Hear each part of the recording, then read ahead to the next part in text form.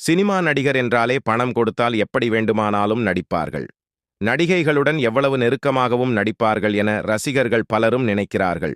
ஆனால் எல்லோரும் அப்படி அல்ல. ஒரு கொள்கையோடு சினிமாவில் நடித்தவர்கள் பலரும் இருக்கிறார்கள். அப்படிப்பட்ட 5 நடிகர்கள் பற்றித்தான் இங்கே பார்க்கப் போகிறோம்.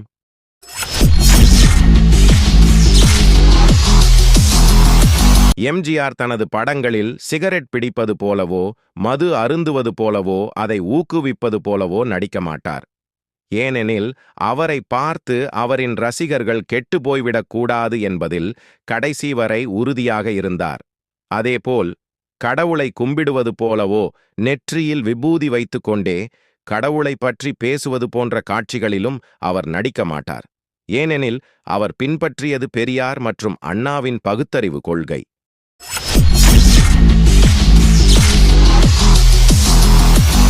அடுத்து நடிகர் விஜய் பார்ட் 2 என சொல்லப்படும் ஒரு படத்தின் 2ஆம் பாகத்தில் நடிக்கவே மாட்டார். இதுவரை அவர் நடித்து வெளியான எந்த படத்தின் 2ஆம் பாகமும் உருவானதே இல்லை.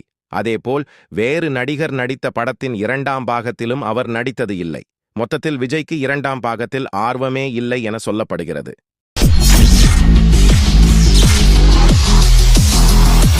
அடுத்து நாம் பார்க்க போவது சிவகார்த்திகேயன்.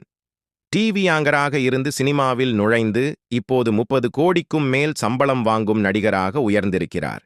ரஜினி, விஜயை தொடர்ந்து குழந்தைகளுக்கு பிடித்த நடிகராகவும் சிவகார்த்திகேயன் மாறியிருக்கிறார். இவர் எவ்வளவு சம்பளம் கொடுத்தாலும் லிப்லாக் என சொல்லப்படும் உதட்டோடு உதடு முத்தம் வைக்கும் காட்சியில் நடிக்கவே கூடாது என்பதில் உறுதியாக இருக்கிறார்.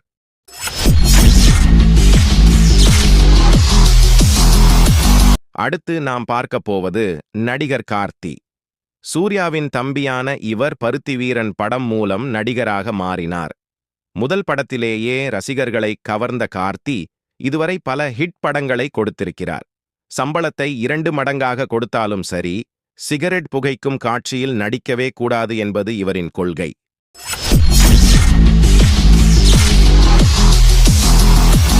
அடுத்து நடிகர் மாதவன். இவர் எந்த திரைப்படத்திலும் அசைவம் சாப்பிடுவது போன்ற காட்சிகளில் நடிக்கவே மாட்டார்.